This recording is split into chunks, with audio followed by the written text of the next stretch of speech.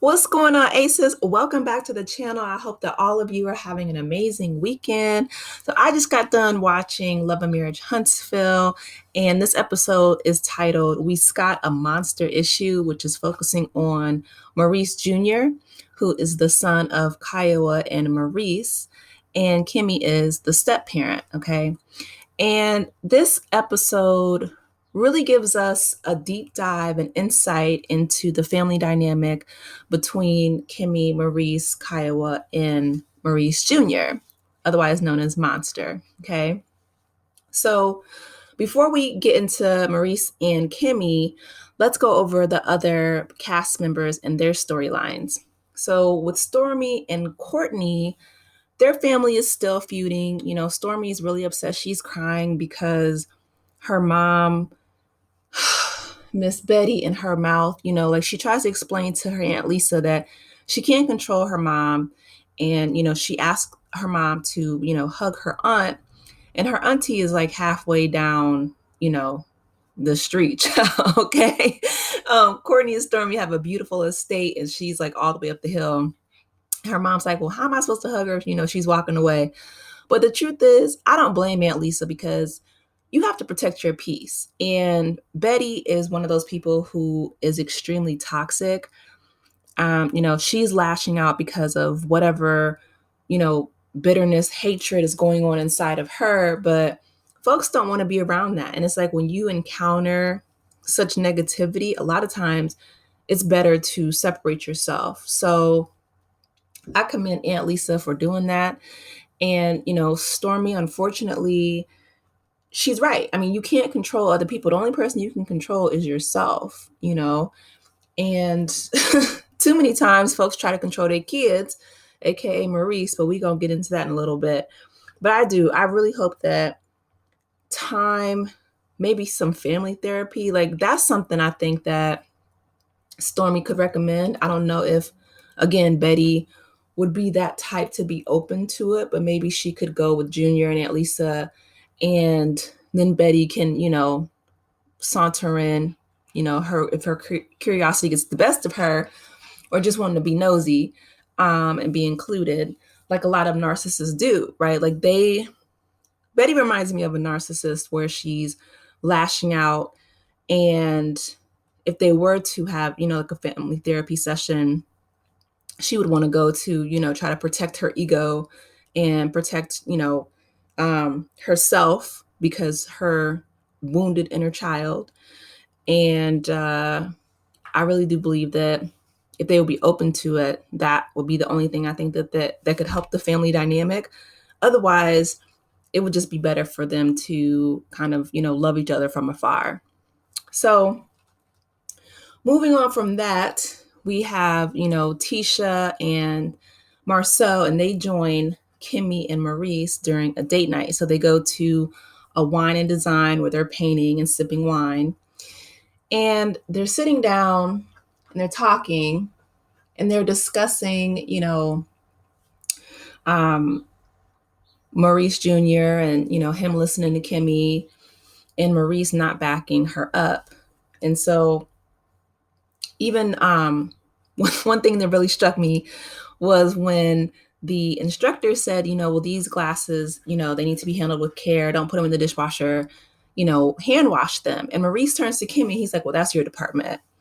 And she's like, what? he's like, well, that's your department. And she's like, well, if you were to, do things like the dishes and be a model for Monster around the house and the chores, then he would emulate that behavior and, he would pick that up. Maurice, Marsau, and Martell are three of the biggest chauvinists that I have seen on TV in a very long time. Okay. I don't know if it's because they're in the deep South, Huntsville, Alabama. I don't know if it's because of, how they were raised. I don't know. But what I do know is, Carlos King, because I watched the Detroit one and I'm going to make a video on that. he can find some chauvinists. I just, that to me is horrible. I mean, Kimmi is a better woman than I ever be because I would have got up from the table because household chores are for the household. It's not just one person, especially since she's going through cancer. Yeah, no. But anyway, in walks Tisha and Marsau. And, Marsau, surprisingly, he's telling Maurice to back his wife up. And, Tisha is trying to be as supportive as she can be. But then we move on to Martell, who is actually in therapy, which is a good thing. But he's complaining to his therapist about his mom not wanting to watch the kids because his babysitter fell through. And basically, placing the blame on everybody else because Melody had the foresight to have multiple babysitters because she knows that, her plans can't necessarily be derailed because one babysitter can't make it, so that's why you have a backup plan for your backup plan. But Martell, was upset that Melody had multiple babysitters and that she plans ahead, but yet he's mad at his mom for not wanting to drop everything that she has going on to accommodate him. And so I hope that his therapist can help him grow up in that sense, that the world doesn't stop because, you have plans, Martell. Unfortunately, between his mom and Melody that has catered to him for so long, I feel like he has gotten so accustomed to people dropping everything for him and babying him in that sense that when things don't go his way, he lashes out, similar to a toddler. So again, I really hope that he can gain that insight and that maturity from his therapist, because she has her work cut out for her for sure. Okay. And then we have, Kauwaia coming in to have a family meeting with Kimmi and Maurice. Now, Kimmi is one of my favorite characters on this show because she is very level-headed. She's very open. She's transparent. And I love her logic, the way that, she talks to everyone, right, with respect. And she tries to hear them out. She prompts their ideas. And that's what she was trying to do with, Maurice Jr., with Monster. She's like, well, we want to hear from you. We want to hear your ideas. And Maurice,